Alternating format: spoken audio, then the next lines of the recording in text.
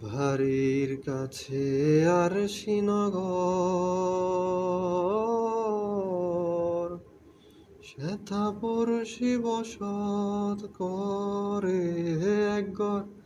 পরশি বসত করে আমি একদিন না দেখিলাম তারে ঘেরাম বেড়ে অগাধ পানি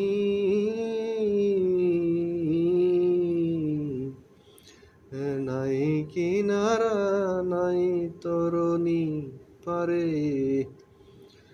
মনে বাঞ্ছা করি দেখব তারে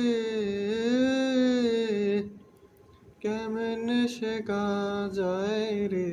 ও সে কেমনে সে গায় যায় রে